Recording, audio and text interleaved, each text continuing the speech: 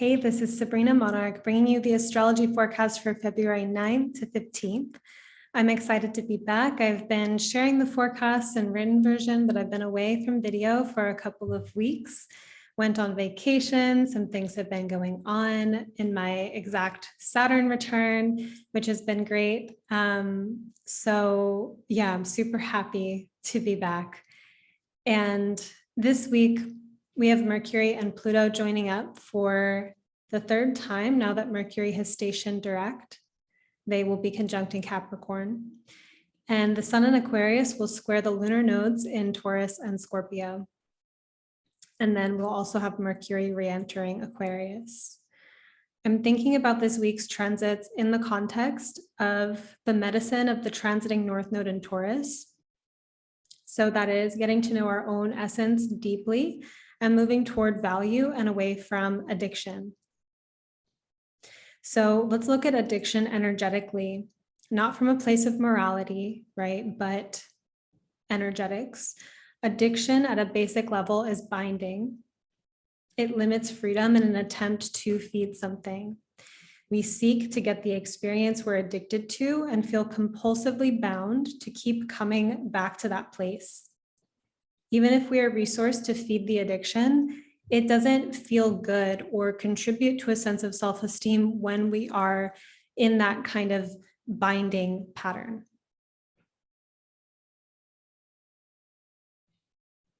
Over time, self-knowledge, self-esteem, and a deeper awareness of our inner reality and inner signals, and these are all Taurian things, can transform the patterns of addiction. The North Node in Taurus can open up a deeper interest in true value. So what is actually nourishing? Mercury Pluto joining up in Capricorn may highlight some of our more addictive or compulsive mental patterns, where we scan for fear or threat because of some somatic wiring to do so, not because it's our true desire to live in fear. And as someone with Mercury Pluto natally, I've found that I crave information that is alchemical. I love like high impact, brilliant, illuminating books. I love hearing things described I've never heard described before. I love podcasts and books and media that changes my life. And I love information that genuinely gives me life, like brings me alive. Understanding this sensation gives me a standard to aspire to. And makes me not as vulnerable to going down rabbit holes or anxiety loops, not that I don't, but not as vulnerable to it, or giving my mind junk food in the form of imbibing manipulative content, media that's really trying to like make you think a certain way, like being susceptible to being persuaded of things that aren't true, being kind of played on in the kind of like Mercury trickster way. The quality of intensity is present in either of the directions, those high impact, magical sources of information that give you life and change your life and make you come alive, as well as those like going down some rabbit hole of watching weird videos and, absorbing content that makes you anxious and not able to go to sleep, right? Like, the intensity is present either way, but the value is drastically different. So Mercury Pluto, I'm going to be talking about in more detail when I get to that transit, kind of where it's tapping into kind of a primal brain or a compulsive brain and getting more into that. Something I've learned about addiction over the years is that willpower or control are not ideal methods of curbing it. There's a deeper need, a deeper thing that wants to be fed, and there's a journey of discovering what is actually nourishing enough to break the cycle. So I don't think I'd have to really think and dig, but I'm not sure I've ever been successful at healing an addiction through willpower.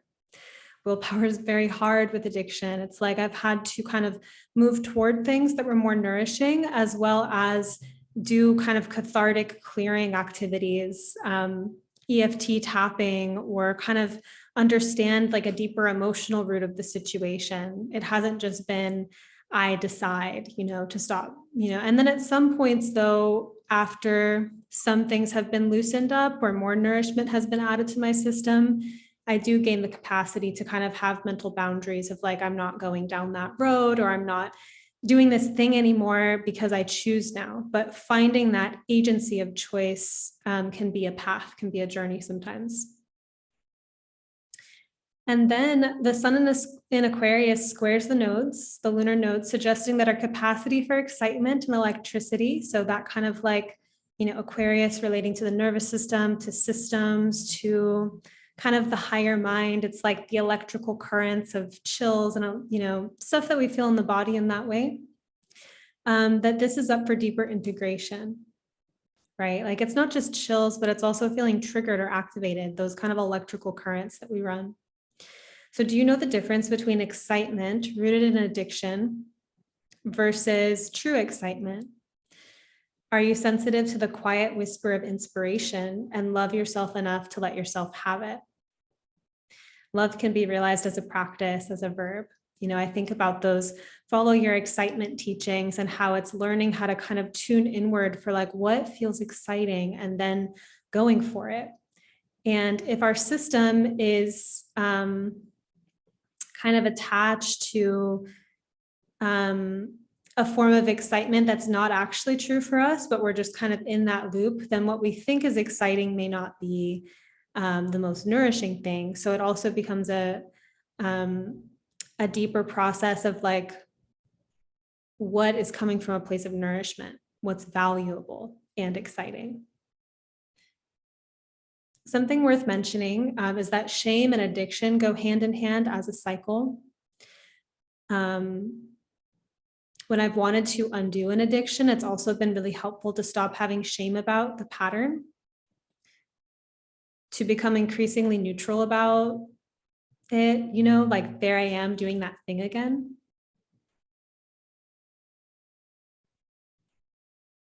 There I am in the pattern. Oh, well, I guess my body is still into this, like just letting it be. And then the less I feed it with shame, the easier it is to unravel it. Whereas if we're aware that we have a cycle and we find ourselves doing it, and then we feel all this shame and we take ourselves down, and then we want to like feed ourselves the thing again, it becomes this pattern where shame only feeds it.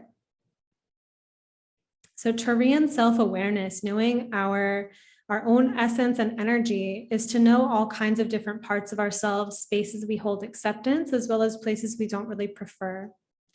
A deeper Taurean self-esteem allows for the unfolding of humanness and for imperfection. It is not complacency, but rather not making a huge deal or sensationalizing that which we don't really like. In doing that, we decrease our enmeshment to the pattern and create more freedom for change. And interestingly, one of the reasons we don't take the time to be with ourselves more deeply is because it can be painful to just be with ourselves without numbing or distraction. To work with Taurus is to step into the body, the mess, the viscera, and just really know it. Taurus is the mystery of internal orientation, the capacity of being rooted in our own agency and power. It is the anchor point in a storm, a mountain surrounded by wind. Do you know this part of you, and can you begin a deeper dialogue with it? So I'm going to get into our week in more detail in a moment after a few announcements. One is that you can sign up for my mailing list. If you would like to receive these forecasts to your inbox every week, you can also find me on Instagram at Sabrina Monarch. My astrology readings are currently open if you'd like to get a natal chart consult with me. The link for that is below. And Meteorite is also beginning in March, and this is an advanced program for alumni of the Evolutionary Astrology Intensive. I do consider as well applications from people who have a strong background in astrology. Meteorite is a high-level program, a year long, about astrological embodiment, voice, and craft. So we go deeper into the foundation that we built in the intensive. And the purpose, the service of the program is to really find your own voice in your practice as an astrologer. So we get deeper into some techniques, into transits, into lunar progressions, into composite and synastry.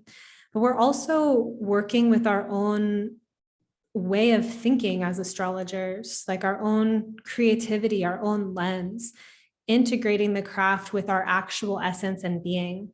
So really bringing ourselves to the material. All of the material is taught live in a discussion way. We meet several times a month, and the class features projects that are designed by the students. The scope is your vision. I've had in the last program, someone create a podcast, someone create a book. Other people create poems and kind of like veneration activities to particular goddesses related to, asteroids, like goddesses we can find in the chart. And there's really something incredibly magical about being in a group of creators. The way that I teach is inspired by some of my favorite grad school, my favorite college classes, where I was in communities of creatives where we all ended up becoming friends, where we were all really interested in each other's work. And I think that this naturally happens in spaces like this, where we're engaged, we are given a lot of creative license to be ourselves and kind of step into our greatness, right? Like to cultivate something of our own creative, addition to the space, and to be witnessed in that. And so the projects are this kind of self-designed initiation, whether you're creating a body of work or stepping deeper into your professionalism as an astrologer, working with your brand. Projects can be research, they can be academic, they can be creative, they can also be personal, like some kind of personal embodiment that you're working with, like your relationship with finances and abundance magic, or you're wanting to bring more ritual into your life. Like really the possibilities for the projects are endless. Meteorite was the most fun that I've had in astrological spaces. Probably ever. And I've deeply enjoyed a lot of astrological spaces. There was a vibrant electricity, a magic, and just such a depth of creativity in this community. And I'm so excited to do it again as another year-long journey. It's for people that are really wanting to step into a deeper layer of their astrological voice. And even though we go so deep and there is kind of like a rigorous quality to the program, I've also designed it to be integratable, like not doing too much or going too fast, but genuinely kind of adding more astrological bandwidth and vision in our lives in a way that we can embody, bring down, reflect, exude in our personal lives and in our professional practices. So the application is going to be open until February 27th. The link is below to the course page, to the application, and to a course catalog, which includes themes like the fixed signs, relationship astrology, and whatnot, the particular things that we'll be getting into. As well as information, logistics, etc. So if you've studied with me before, either in the last meteorite or in the intensive, I would love to have you again. And if you haven't studied with me before, but you have a lot of astrological background, if you're even a professional and whatnot, you can also apply. I meet with everyone over a call to discuss the program and discuss your learning goals and whatnot. So all those links will be below, and I'll get to the forecast now. So February 11th, 2022, Mercury in 27 degrees of Capricorn will be conjunct Pluto in 27 degrees of Capricorn, 6:04 a.m. Pacific. And this is the third Mercury-Pluto conjunction since Mercury passed over Pluto before stationing retrograde So the first conjunction was December 30th, 2021. And then again, when Mercury was retrograde, January 28th of this year. And now for the last time direct, they are conjunct. So we've been talking about the transit a few times lately in the forecast. So I'm taking a different angle this time. And now we're kind of holding like the full kind of weight and juiciness of the whole Mercury retrograde cycle. So there's something about, this direct Mercury that's kind of holding the potency of that whole transit. So maybe there's been some theme that's been unfolding in the last 3 weeks that is extra kind of up right now. But Mercury Pluto could correspond with our reptile brain, our survival brain, the part of us that is wired to defend and protect ourselves from threats, right? Which is useful and also a source of chronic unnecessary stress because our bodies are habituated to those patterns. A lot of the kind of recent kind of personal development world is kind of about nervous system healing. Like we could say nervous system regulating, but it's not just about coming to a state of calmness, because there is also, I think of it more as like agility and nimbleness, like being able to enter into a necessary state of arousal or defense when it's appropriate, right? So the opposite of being in a fawn or freeze response when it comes to those, fight, flight, freeze kind of thing. To be able to respond accurately to the moment, as opposed to just being in a chemical flood of the experiences that we tend to run in our body that aren't necessarily relevant to the situation at hand, right? So there is a kind of tax or a toll from being chronically stressed, from feeling like we're being chased by a wild animal when we're just having a conversation with someone. Mercury Pluto brings together the messenger and the psychopomp, Mercury, with Hades, Pluto, the god of the underworld. Together with this reptile brain association, it could be possible that more of our conscious thoughts of late, so Mercury traveling between the realms, Mercury relating to the mind, could be revealing hidden recesses of the psyche, so that more underworld realm, such as when we interpret a threat in a situation from a reactive or fearful place, and then we end up being incorrect and realizing we projected that fear onto the situation. And then our fear mirrors back something about us. When this type of content, secret, fears, and wishes, makes itself known and heard into dialogue, conversation can both become very sticky and let in with complex or loaded topics, or transformation can occur and care and intimacy can deepen, right? Like it's the difference between revealing to someone like your fears and having that person light up with, the fangs come out and they're like, cool, now I can use this against you. Now I have this like verbal thing to weaponize. Or when someone actually very tenderly takes that in and is on your team about it and cares and shows up in a way where the vulnerability, a bridge is made in connection. So those are two very different situations. And a necessary factor in the situation to consider is trust. And trust is a very Plutonic topic, as is betrayal of trust or self-betrayal. So Mercury, Pluto, and Capricorn specifically may be offering lessons around sober discernment when it comes to sharing information. And that includes whether we trust the other person to hold it, right? Or trusting ourselves to know that, right? Because sometimes we have the feeling, but we don't listen, and it ends up that we were right. And other times, we play with that kind of boundary. And if we're overly boundaried, we work to kind of be more trusting or to loosen up. So it kind of depends where we're already oriented. Mercury Pluto can constellate as communications that do not match the subtext or undercurrent.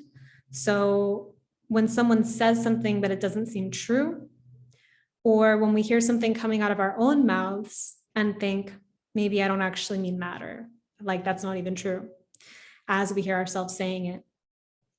Or we hear something, So communications where the superficial layer and the undercurrent match end up having a more powerful magnetic quality to them. And where we feel the dissonance between what's being said and what's actually really felt beneath can be, it can create room for deeper curiosity and realignment. As in, am I reading something that's not there? Or am I reading something that is there and I'm sniffing something in this situation? In terms of trust and boundaries, Mercury, Pluto, and Capricorn could bring up reflection on who we actually trust with our deeper or more privileged, our deeper, more vulnerable thoughts, privileged information, and the like. I've grown to learn that most times I've been burned or betrayed, etc., by someone. I had already been able to assess that risk in the situation, but overrode that due to other interests, like really wanting the connection to work out, seeing the best in them, wanting something, even thinking that if I just communicated well enough, it would be understood and I'd be shown up for in the way that I wanted. The list goes on, right? There's always some kind of hook. For me, being more accurate, becoming more accurate with how I extend or don't extend trust is tending to my side of the street.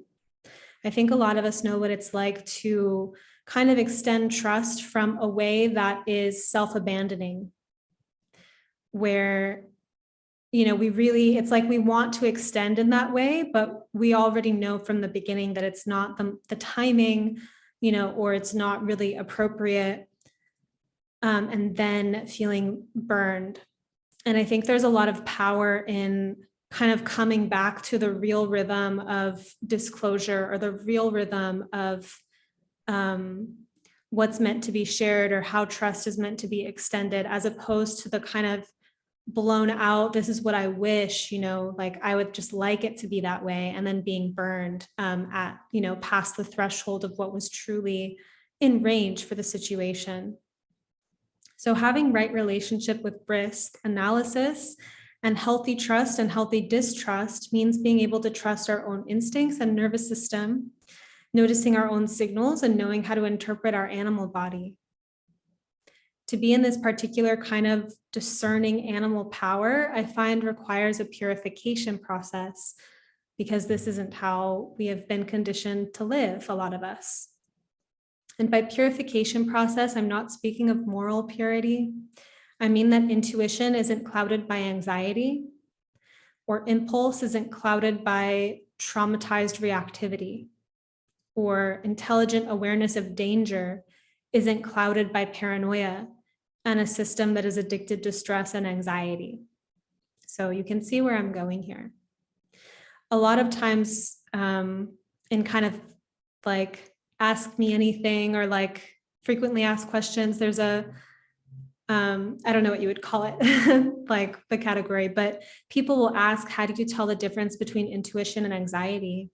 And I think in the moment, it's not even the case by case isn't necessarily even as important as the foundational practice of knowing our own body signals, and kind of having that internal barometer of the difference between anxiety and excitement, for example, and where we kind of have cultivated wisdom through experience and some trial and error, mistakes and realignment around what does truth feel like in the body. The process of mental purification, so a very Mercury Pluto theme, means that we learn and adapt skill sets that help us transform our minds and nervous systems. Positive thinking alone, for example, is a great practice to build, but it takes a lot of discipline if we don't have our bodies backing that up. Even though Mercury Pluto is just a passing transit in the sky right now, we all could evolve and adapt through having a deeper and more intelligent relationship with our nervous systems. Certainly, it is an evolutionary skill that is being asked for in this time amid the stressors of living in a fast-paced global age of information. It's like, back to that North Node in Taurus, it is a profound investment in the self to be in relationship with our nervous system. It is a filter through which we perceive and analyze and respond to pretty much everything in our experience. And then on Valentine's Day, February 14th, Mercury enters Aquarius, re-enters it, 1:53 p.m. Just an FYI, I didn't delineate that one. February 15th, 2022, the sun in 27 degrees of Aquarius will square the lunar nodes in Scorpio, the south node, and Taurus, the north node, at 1:08 p.m. Pacific.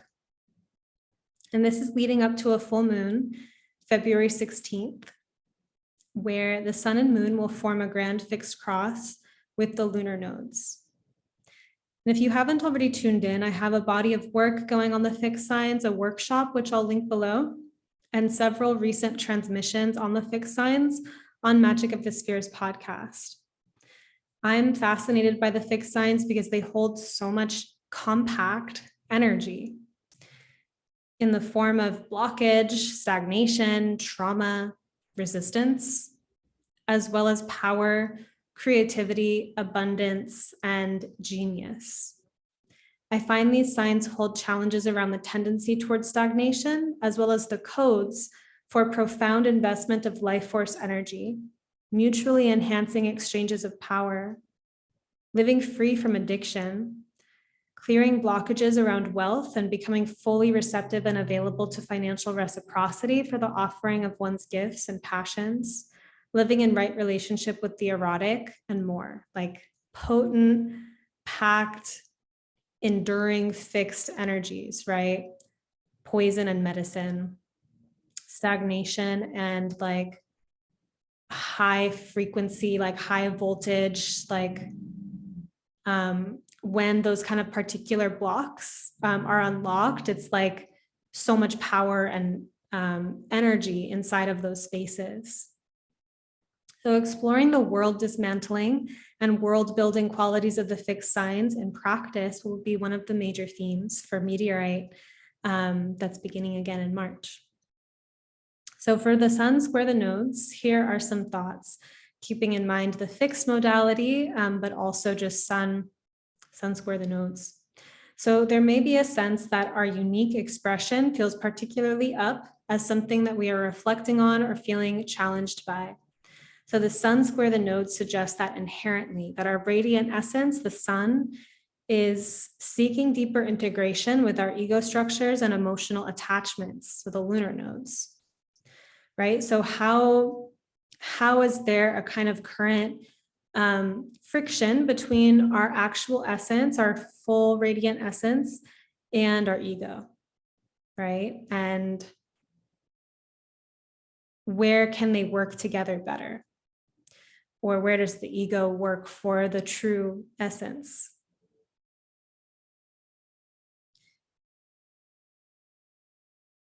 This challenge is felt in the way that people want to come out with their medicine or their offering, but fear the backlash from family members or community.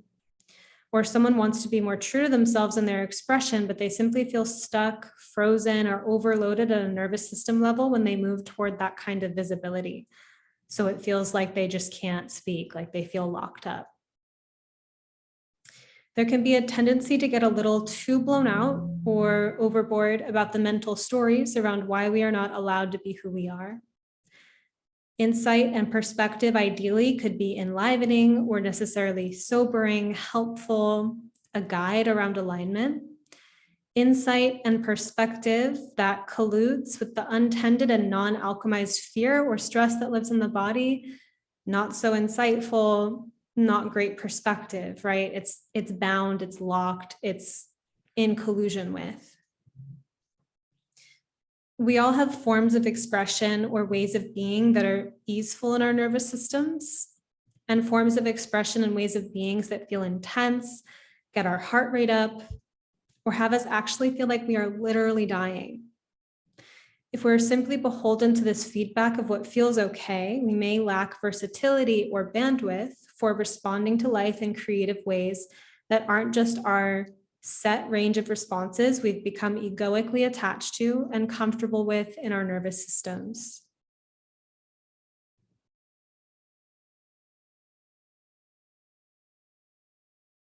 And this is again where just that practice of self-knowledge, knowing our own energy, can be so helpful, because we begin to have the metric, the knowing of, in this particular situation, I feel safe and comfortable, but in this situation, it's really an edge for me because I start to get my heart rate going up. I start to feel anxious.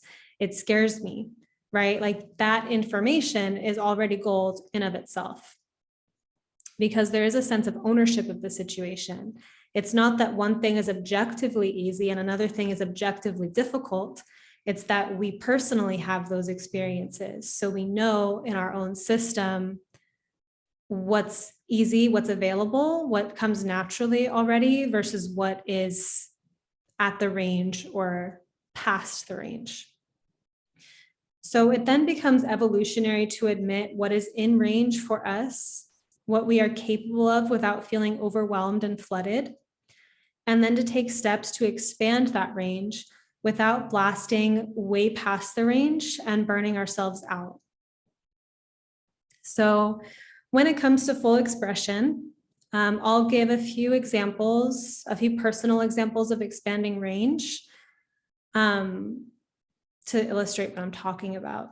So one was that I used to be really physically anxious after sending out these emails or these forecasts. The publishing it on the website was one sensation, but sending it to the email list was a lot. And I remember, we're posting a Facebook status was also a lot. And then after that would happen, I would go through this whole nervous system activation of feeling all of this like energy, this new energy, this like intensity in my body, basically, and kind of allowing, working into this allowance of feeling safe, safe letting my work come through me instead of getting in the way of it. And it was this intense feeling like I was like going to die kind of thing. Like I can't send out these emails. But of course, I wanted to, and it felt true for me to do so. But then I kind of had to digest what that actually felt like. And this comes up for a lot of people when it comes to visibility on social media. It's a lot of nervous system attunement. Now sending out these emails is not highly sensational, triggering lots of body responses for me. Honestly, though, coming back to YouTube after a few weeks away, it's sensational for me. But the practice of showing up consistently helped me recondition my nervous system around this act of public broadcasting. So it's interesting that kind of like exposure therapy or something, or just like doing the thing can be one way. In other scenarios, the capacity to just like have courage and do the thing can override a deeper sense of timing. So I've worked with that one too.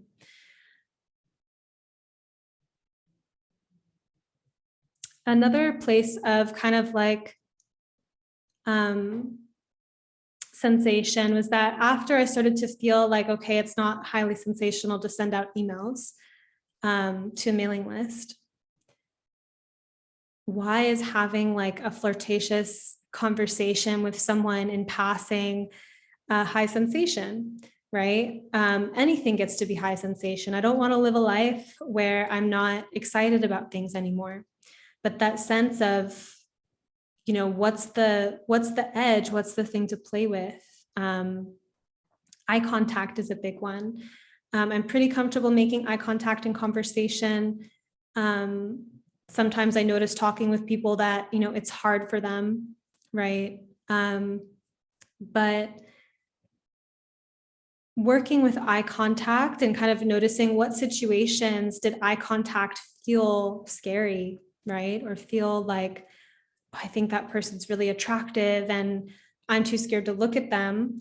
But then by not looking or not, creating that connection, not having an experience of getting to know someone, right? And so noticing that because I had the kind of embodied fear or like, that's too much, I'm not open to that right now. It's like it didn't allow for the possibility of that. And then to open back up to the situation of making eye contact where it felt scary and kind of, let's say you're a people pleaser is another example, and you're, it's not working for you anymore. You keep getting in situations you don't actually want to be in, or overextending in ways you don't want.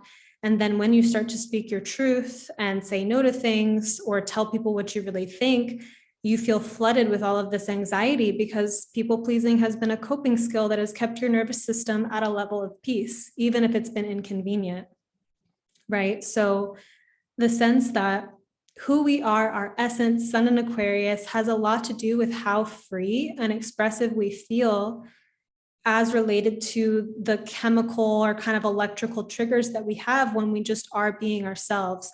Some situations, yeah, it's easy. I can do that thing without being too worried. Sure, I can be a public speaker, or no, public speaking is scary. Like, sure, I can talk to people that I've just met, or like, no, it's really scary for me to do that. It's like we create the kind of parameters of our own freedom based on literally where we have a comfort and discomfort level.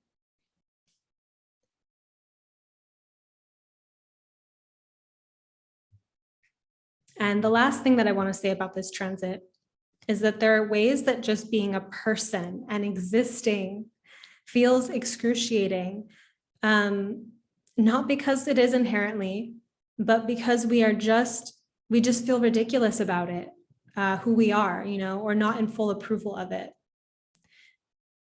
This isn't my philosophy on things all the time, that simply being is excruciating, but at some layer, like there is that of just like, this is weird. Like, it's so weird to be this specific being. Like when we're in that kind of framework of like alienation around it. The Sun in Aquarius integrating into the nodes in Taurus and Scorpio means developing the sturdiness in our bodies to be who we are. So opening and expanding to the sensations, right? Like sometimes it's weird to me that I just want to talk about really deep stuff, or like the soul and like deep healing. And that I publicly broadcast that on the internet, like sometimes, or like talk about my personal stories. Like it's weird if I look at it that way, right? And it's also the thing that is coming through me. It's like my creative essence. And so it's kind of working with that filter that wants to manicure it or get in the way of it versus letting it come out. But so developing this sturdiness in our bodies to be who we are, expanding into the sensations of being who we are, and owning the power of who we are, the power of being the unique creature that we are. We can have so many stories about why we're not good enough or other people are better, and then start to feel disempowered and victimized by our very existence.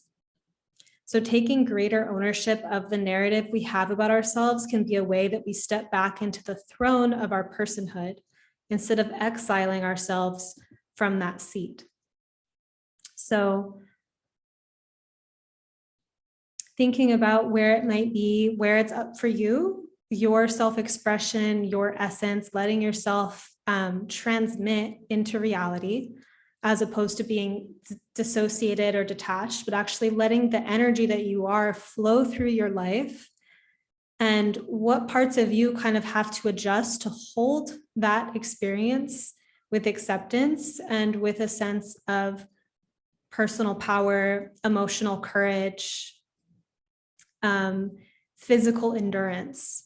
And I'm not speaking here of completely overriding your own system, to do something brave and then have like a shame spiral after.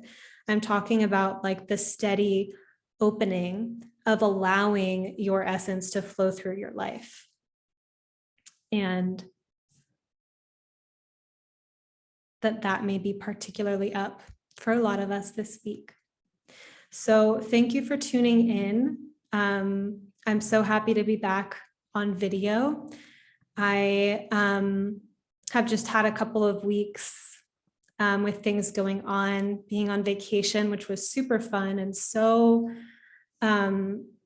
just expansive and got me thinking so much about like what I desire in life, and felt really affirming. So I'm feeling refreshed and nourished. I have the applications, the links for Meteorite below. I'd love to hear from you. It's going to be an amazing experience. And I also have my booking links below. I forgot to mention earlier, for those of you watching, please like this video and leave a comment. Let me know how you're doing, what you resonated with, any thoughts that you have about these transits. I love hearing from you, and I will be back soon.